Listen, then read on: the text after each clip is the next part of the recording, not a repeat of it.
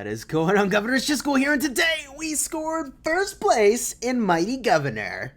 If you like Rise of Kingdoms videos where we do well in events, you should like and subscribe because we push hard on those events, and we are a sponsored creator with Rise of Kingdoms. My friends, we battled fiercely during the kill event, and we managed to pick up first place. 180 sculptures of Tomyris, hitting our freaking sculpture count. Love it. We're going to go apply those sculptures, talk a little bit about this commander and how we intend to skill them up. And then we're going to cut to footage from the kill event so that you can see some of the killing that went into our being able to pick up this commander. We scored something like 50 million or so of our points from the kill event. We picked up at least 120 million plus points from just training troops, which is pretty freaking insane, but yeah, a bunch of events aligned. You can check out the video where we did that. Card up in the top for that. Oh my gosh, we gained 14 million power. No big deal. This is perfectly normal. This is normal. Let's summon Tomyris. Here we go.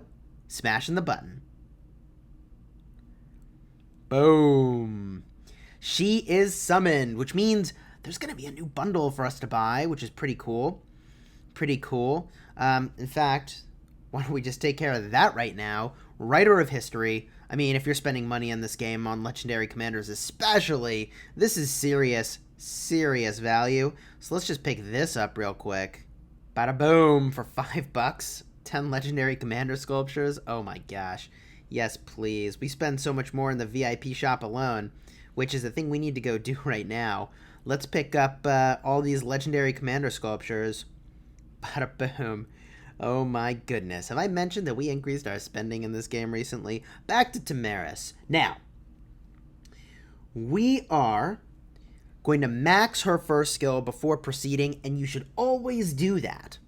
You should always do that with these legendary commanders, with the exception being the 2 gathering commanders, assuming you're using them only for gathering, Sundok and also Cleo. But for this commander, we get in kind of an interesting situation here, because after we've maxed the first skill, gosh, I really don't care about attacking cities. I truly do not. I mean, I might use her for that eventually, but only after she's expertised, that's for sure. So that means that unless I take her to 4 stars, some of these skills could end up over here where I don't want them. So I'm going to take her to 4 stars after we've maxed the first skill to minimize the chances that those points end up on payback, which is only relevant for attacking cities. Now, it is a pretty decent talent for attacking cities. Increases your normal attack damage and decreases counterattack. Presumably that's the counterattack damage you're taking. Whatever. Let's go in and apply some skills. First thing is first, it took 10 sculptures to unlock the commander. Now we're going to max the first skill. This first skill is pretty stupendous. It does a huge amount of damage, and it is dependent on a poison factor, which is pretty interesting. This first skill does a direct damage factor of 1,000, and if the target is affected by poison, which stacks, you immediately remove all the poison stacks and deal damage based on the number of stacks you have. The more of those stacks that are there, the more damage that you deal. So we've now maxed this out. It took 60 of our sculptures to have arrived at this place of having maxed the first skill. Let's go and star them up and level them up a bit so that we can now start to apply the remaining points across all of these skills. So here we go. We're going to rock some of these Tomes of Knowledge. I like to start by using the Tomes of Knowledge that only do 100 experience at a time. That way you don't accidentally overkill on the experience and waste some. Bada boom. Now we can apply some stars. Now for those of you that are following along, I did the math a while ago. Card up in the top explaining exactly how this works. If you're trying to maximize your experience over time, the thing you should do is use 5 regular stars and 1 special star. I guess I'm not too worried about the number of experience tomes I put on this commander, so we're just gonna We're just going to use regular stars here. Bada boom. Now, we can level this commander up even further. And we only want to apply skills to them when we have taken them to 4 stars. Okay, we're almost there. Almost at level 20. There it is. Now, what we could do is use a bunch of these special stars to try to, like, take this commander straight to 4 stars. I'm not going to do that, though. And the reason I'm not going to do that is that I need every star I've got, and I need to maximize the effectiveness of all those stars over time. So we're just going to do this instead. We'll have to use more experience tomes. I'm good with that. I'm totally good with that. Let's start to apply some of these experience tomes. We're now using some of these higher denominations because we're less concerned about having wasted experience now that we're into the higher level bandings. Okay. Cruising along. 28, 29. Now we'll use some of these. There we go. Level 30. Now we can apply the remaining stars needed to unlock the 4th skill. From here, we can apply our sculptures and hope they don't land on the 2nd skill, so that maybe even before we've expertised this commander, we can start to play with them on the battlefield. This is a commander I imagine we will expertise at some point. Hard to say when, depends a lot on how effective we find them to be. So there we go. 4th skill now unlocked. This is the skill that applies poison, by the way. And increasing the points in this increases the probability that you apply poison, which seems really good. That increases the chances that when you cast this Arrow of Vengeance, it's going to do maximum damage. Okay, so let's start to apply some skills and hope for the best. Where do we really want them to land? Probably over here on the 3rd skill. This 3rd skill is really strong. Archer attack and defense reduction of the target. Oh my gosh, that sounds phenomenal. Here we go. Let's see how many skills we can even apply. First skill, nailed it. Nailed it. Got exactly what we wanted. Love it. Second skill, here we go. Boom! Woo! We're on the train, baby. Okay, now we can apply one more skill. So far, so good. Here we go. Yes! This is good. This is good. Every skill went somewhere valuable. None of them went to payback. Amazing. Amazing. We've got now 388 universal sculptures. We are cruising. We have been cruising. Picking up sculptures left, right, front, and center. We could expertise another commander pretty soon. The question is, which one do we want to do? The thing that we did earlier today is actually take Alexander the Great to level 60. I've still got to figure out exactly what build I want to use on him, but yeah, we'll be leading some rallies. We'll be leading some rallies. So let's do this. Let's cut to the kill event footage, and hopefully you enjoy. We'll be speeding this up at least 2x speed so that we actually get through it pretty quickly. All right, we're jumping right into the coverage. P.S. I've got the mic right in front of me now, which should sound better, but it gets in the shot. Let me know what you think down below in the comments. Eager to hear your thoughts here, and let's see if it does sound better. So you can see in this footage, by the way, which we're rolling at 2x speed, that we catch a whole bunch of folks AFK at these ancient ruins, and it's the kill event, baby. So we go completely ham, bringing our murder ball to completely obliterate all these armies and get as many kills as possible. Because look, this is the Mighty Governor during KVK. I have no qualms about hitting AFK armies. That is their choice to be giving all that candy away during the kill event. I'm sorry, but this is like kid in the candy shop. So we're cruising along here, hitting all these armies. We've got 5 armies in this murder ball, of course. We've got Isongye with El Cid, Richard with Charles, Minamoto with, I think Saladin, maybe Cao Cao, and Khan with either Cao Cao or Saladin, one or the other. And then we've also got Sun Tzu with an expertise Alexander the Great, which is a pretty freaking sweet commander. So we're rolling around now, just clearing all these out one by one before some of them start to realize, like, oh, hey, we're getting deleted.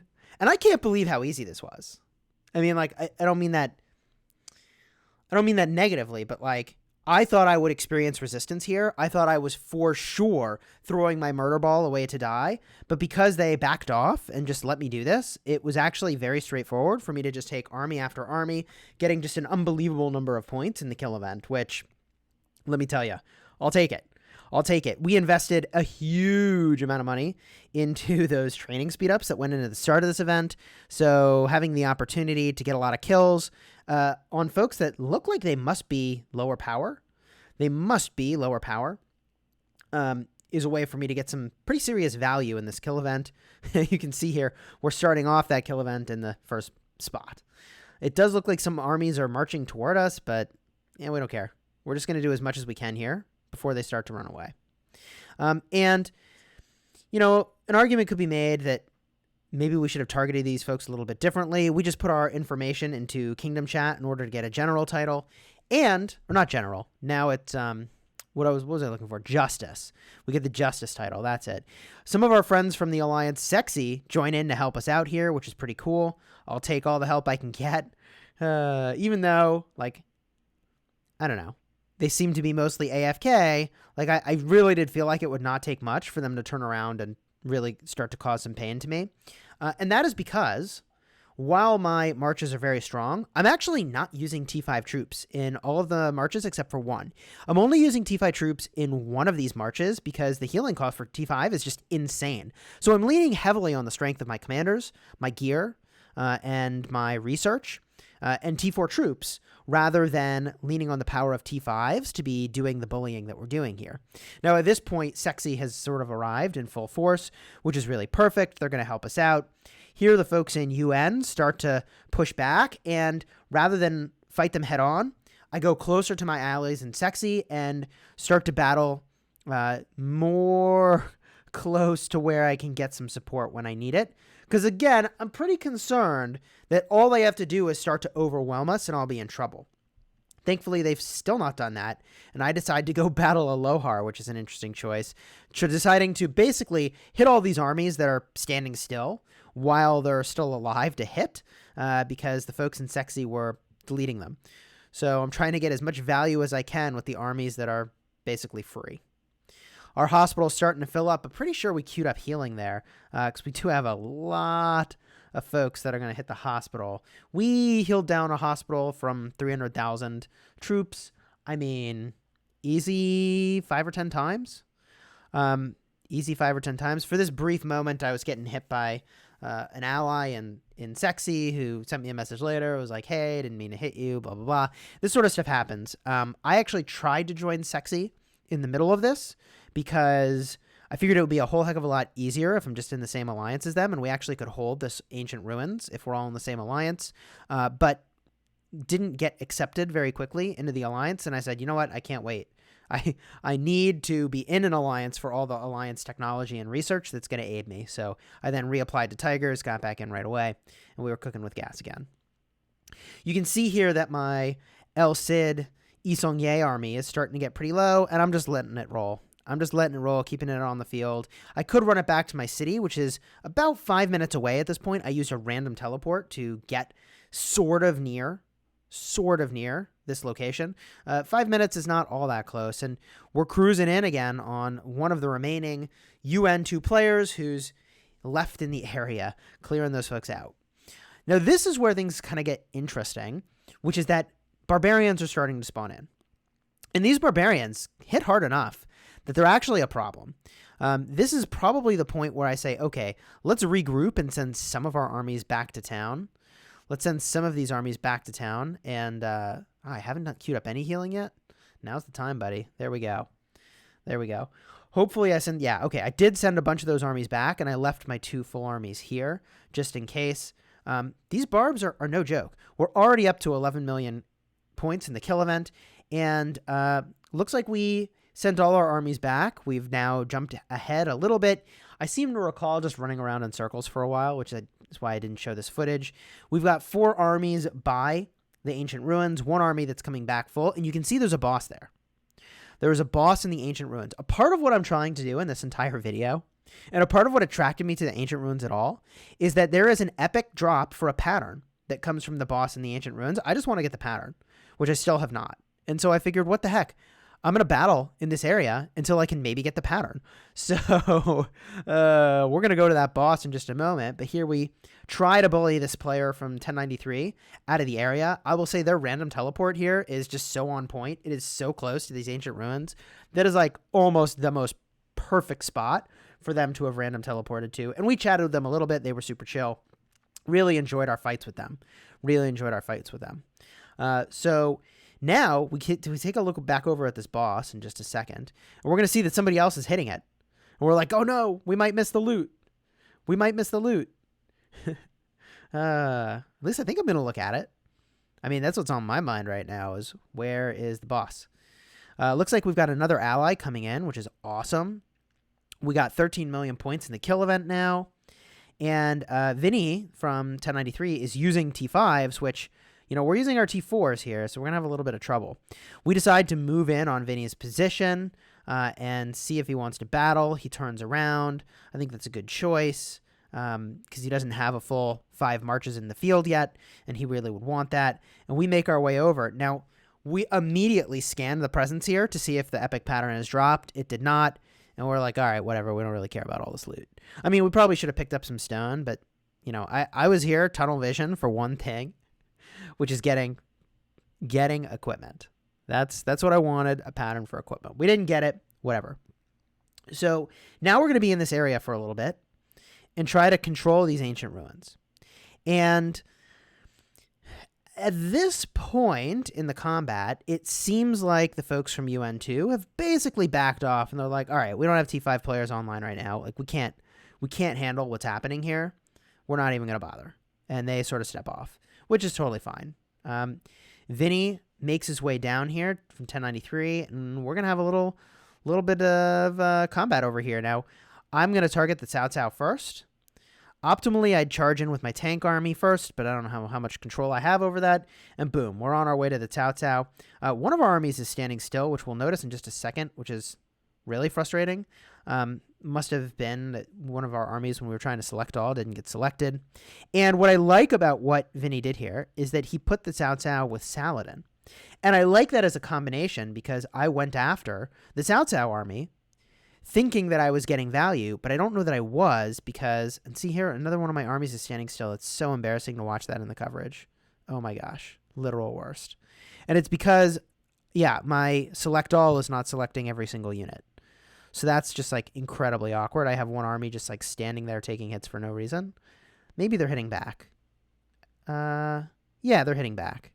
Okay, that's good. They're only doing that because they were getting hit and there was someone near them. But I feel like that all went down in a way that was way less optimal than it could have been. Oh well. And that was my shielding army too, which is kind of unfortunate. So there we go. We clean all those out and we say, oh, what the heck? Richard's kind of slow. Maybe we can get some free hits here on the way back to the city and decide against it. Interesting. So there's yet another small skirmish, adding points to our score. We're going to try to battle this guy from UN2, but he's going to peace out, and he should, right? Like, against these odds, he totally should just peace out. Oh, wait. Okay. He's not going to peace out. He is going to peace out. The dance of the kill event. Will they fight? Will they not fight? Will they fight? Will they not fight? Okay. So at this point, we're doing pretty well for the start of the kill event. I'm actually feeling really good. I spent a non-trivial amount of time in this kill event trying to find fights and not getting any of them. So I feel really good. Here is a clip where we're caught sort of out of position. We're repositioning our troops, and our cavalry was about to get swarmed, so we send in the infantry to help. And I figure, I don't know, how bad could this go? Our infantry has a lot of counterattack, right?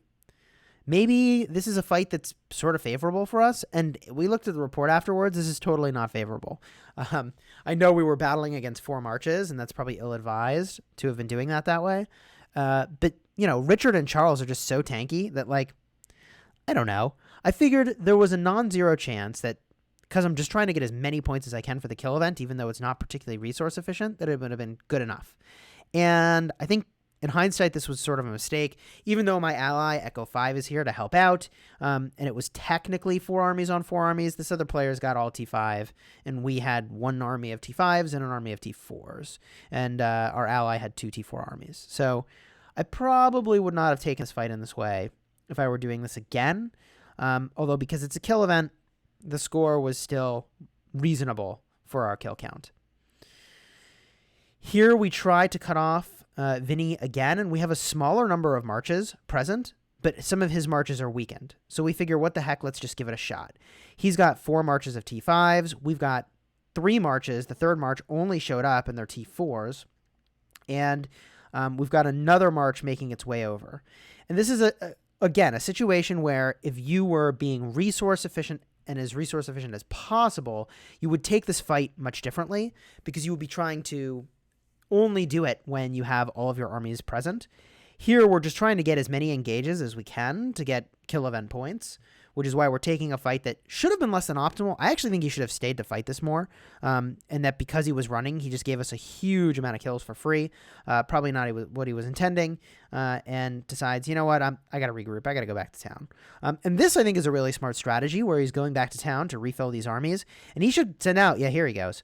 He should get as many of these armies onto the field as he can, because like he can infinitely refresh T5 armies here. He should totally do that.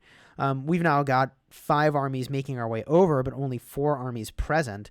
So this could go very awkward for us very quickly, because again, we're rocking only T4s with the exception of the 1 army we have that's not even here yet. Our Richard and Charles is slowly on its way. We're focusing down cavalry, because cavalry, we feel, have the biggest DPS of the armies that are here. We no longer are targeting that Saladin Cao Cao army first, because the Saladin is reducing our damage so much, and we do so much skill attack damage that's really problematic. All right, so finally, we skip forward a little bit. The boss has spawned in. This is the second boss in the Ancient Ruins, the one that I think is more likely to drop that epic pattern. And we go all in, we go ham. Even though this player from AOC is coming to battle us, I do not care. I only care about one thing right now. Is the pattern going to drop? And we look. We're like not concerned about our armies. We're just looking. Is the pattern here? Is the pattern here? Is the pattern here? Is the pattern here? Is it there? And we don't see it anywhere, unfortunately. So then we turn and we start fighting, and we target the cavalry first. And after we target the cavalry, I think we're going to target the Freddy, because the Freddy's a high DPS army, not particularly tanky. Doesn't have a lot of damage reduction, although it's got some healing. And this goes pretty well for us, given that we're using T4s and we were caught a little bit off guard. We do have all 5 armies with us here, which is a pretty strong situation. Our Khan Saladin army is just getting totally melted. And that's going to get sent back to town. They launch a rally attack on my city, although it's a fake rally. It's a 30-minute rally. I was on voice with one of my alliance members, so he had my back covered there around like, hey, you're good. You got a rally that's real, or you got a rally that's not real. So we were not too worried about that. I actually was sort of terrified of where we'd teleported, because we were on AOC territory where we landed. So they could easily teleport a bunch of cities next to mine when I'm not paying attention and then rally it. And like, I've got my rally commanders, my garrison commanders here. All my garrison commanders are here, not in my city, which is incredibly awkward if they had decided to rally it. My backup plan was to use a talent reset on Kusunoki and to make him the primary for defending my city if I really needed to. So this battle is running on and on now.